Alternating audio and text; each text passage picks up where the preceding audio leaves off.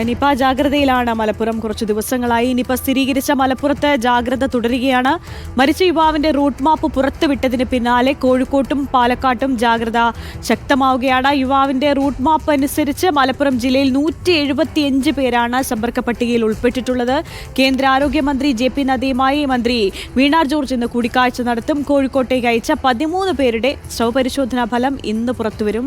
വിവരങ്ങളുമായി ശരത് എസും മലപ്പുറത്തെ സാഹചര്യം വിലയിരുത്താൻ ശരത് എസും റോഷിപാലുമാണ് ചേരുന്നത്. ആദ്യം ശരത്തിലേക്ക്. ശരത്ത്, എന്തായാലും 175 പേരുടെ, അതായത് സമ്പർക്ക പട്ടികയിലുള്ളവരുടെ എണ്ണം കൂടുകയാണ്. അപ്പോൾ മലപ്പുറത്ത് അതീവ ജാഗ്രത നിലനിർത്തേണ്ട ഒരു സാഹചര്യമാണോ? എന്താണ് നിലവിലെ നിപയുടെ സാഹചര്യം മലപ്പുറത്തെ? ഗുഡ് മോർണിംഗ് ആര്യ, തുളസി. അതായത് നിലവിലിപ്പോൾ പ്രതിരോധ നടപടികൾ ശക്തമാക്കിയിട്ടുണ്ട്. ഇന്നിപ്പോൾ 13 സ്രവങ്ങളുടെ പരിശോധനാ ഫലമാണ് ലഭിക്കാനുള്ളത്. 13 സ്രവങ്ങൾ ഇന്നലെ തന്നെ പരിശോധനയ്ക്ക് അയച്ചിട്ടുണ്ടായിരുന്നു. ഈ പരിശോധന ഫലം ഇന്ന് തന്നെ ലഭിച്ചേക്കും. ഇത്തരത്തിൽ മരിച്ച നടുവത്ത് സ്വദേശിയായ യുവാവുമായി നേരിട്ട് സമ്പർക്കത്തിൽ വന്ന ആളുകളിൽ രോഗലക്ഷണങ്ങൾ കണ്ടതിനെ തുടർന്നാണ് ഇത്തരത്തിൽ ഇവരുടെ സ്രവങ്ങൾ പരിശോധനയ്ക്ക് അയച്ചത്. നിലവിൽ കഴിഞ്ഞ ദിവസം തന്നെ റൂട്ട് മാപ്പ്, ഈ മരിച്ച യുവാവിൻ്റെ റൂട്ട് മാപ്പ് പുറത്തുവിട്ടിട്ടുണ്ടായിരുന്നു. സമയവും സ്ഥലവും ഉൾപ്പെടെ വ്യക്തമാക്കിക്കൊണ്ട് റൂട്ട് മാപ്പാണ്. ആ റൂട്ട് മാപ്പിന്റെ കൂടി അടിസ്ഥാനത്തിൽ 175 പേരാണ് നിലവിലിപ്പോൾ ഈ യുവാവിന്റെ സമ്പർക്ക പട്ടികയിലുള്ളത്. അതിൽ 74 പേർ ആരോഗ്യ പ്രവർത്തകരാണ്. 126 പേർ ഇത്തരത്തിൽ പ്രൈമറി കോൺടാക്റ്റിലും 49 പേർ സെക്കൻഡറി കോൺടാക്റ്റിലും വരുന്നതാണ്. ഈ പ്രൈമറി കോൺടാക്റ്റിൽ വരുന്ന 104 പേർ ഹൈ റിസ്ക് വിഭാഗത്തിലാണ്. ഒപ്പം 10 പേർ നിലവിൽ മഞ്ചേരി മെഡിക്കൽ കോളേജിൽ ചികിത്സയിലുണ്ട്.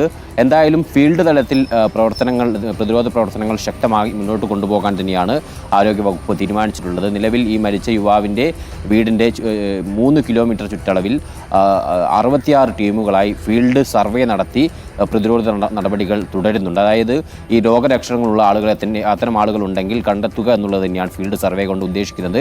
പനിയും മറ്റനുബന്ധ രോഗലക്ഷണങ്ങളുമുള്ള ആളുകളെ ഈ സർവേയിലൂടെ കണ്ടെത്താൻ കഴിയുമെന്നുള്ളതാണ്. അതിനനുസരിച്ച് പ്രതിരോധം ശക്തമാക്കാനും കഴിയുമെന്നുള്ളതാണ് ആരോഗ്യവകുപ്പ് കണക്കാക്കുന്നത്. ആ രീതിയിൽ ഫീൽഡ് തലത്തിൽ തന്നെ പ്രതിരോധ നടപടികൾ ശക്തമാക്കുന്നുണ്ട്. ഒപ്പം കണ്ടെയ്ൻമെൻറ്റ് സോണിൽ അംഗൻവാടി, മറ്റ് ട്യൂഷൻ സെൻ്റർ ഉൾപ്പെടെയുള്ള വിദ്യാഭ്യാസ സ്ഥാപനങ്ങൾക്കും അവധിയുണ്ട്. അത്തരം സ്ഥാപനങ്ങളൊന്നും തന്നെ തുറന്ന് പ്രവർത്തിക്കരുത്. മാത്രമല്ല, ഈ നിയന്ത്രണങ്ങൾ ലംഘിക്കുന്നവർക്കെതിരെ കർശന നടപടി സ്വീകരിക്കാനും പോലീസിന് നിർദ്ദേശം നൽകിയിട്ടുണ്ട്. ആ രീതിയിൽ പ്രതിരോധ നടപടികൾ ശക്തമായി തന്നെ തുടരുന്നുണ്ട്. ഒപ്പം ഇത്തരം സ്രവ പരിശോധന ഉൾപ്പെടെയുള്ള കാര്യങ്ങളും നടക്കുന്നുണ്ട്. ഇന്നിപ്പോൾ ഞാൻ സൂചിപ്പിച്ചതുപോലെ 13 സ്രവങ്ങളുടെ പരിശോധന ഫലമാണ് ലഭിക്കാനുള്ളത്. റോഷിപാൽ കൂടി തുടരുന്നുണ്ട്. റോഷിപാൽ, ഇപ്പോൾ ഇന്ന് കേന്ദ്ര ആരോഗ്യമന്ത്രിയുമായി മന്ത്രി വീണ ജോർജ് കൂടിക്കാഴ്ച നടത്തും. അങ്ങനെയെങ്കിൽ സ്ഥിതിഗതികൾ വിലയിരുത്തൽ തന്നെയായിരിക്കും പ്രധാനമായും നടക്കുക. ഏതായാലും വലിയ ജാഗ്രത തന്നെയാണ്. എന്തൊക്കെയായിരിക്കും കൂടിക്കാഴ്ചയിൽ പ്രധാനമായും ഉൾക്കൊള്ളുക റോഷിപാൽ?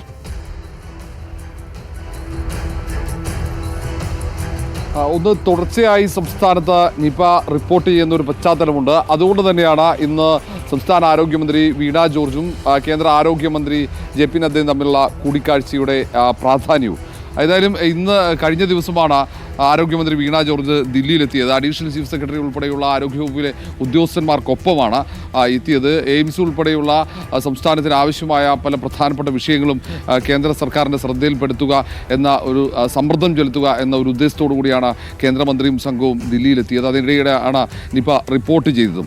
ഏതായാലും ഇന്നലെയും ആരോഗ്യമന്ത്രി അവലോകന യോഗത്തിൽ പങ്കെടുത്തിരുന്നു. ഇന്നും അവലോകന യോഗത്തിൽ, രാവിലെയുള്ള അവലോകന യോഗത്തിലടക്കം പങ്കെടുക്കും. അതിനൊപ്പമാണ് കേന്ദ്ര ആരോഗ്യമന്ത്രിയുമായുള്ള കൂടിക്കാഴ്ച. ആ കൂടിക്കാഴ്ചയിൽ പ്രധാനമായും ഈ വിഷയം ഉന്നയിക്കപ്പെടും, നിപ ഉന്നയിക്കപ്പെടും.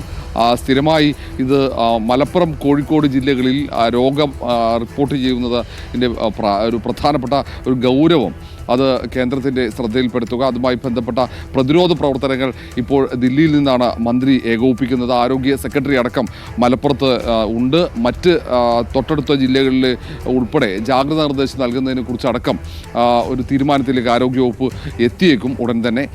കാരണം കൂടുതൽ പേർ ഈ സമ്പർക്ക പട്ടികയിലുള്ള ഒരു സാഹചര്യമുണ്ട്.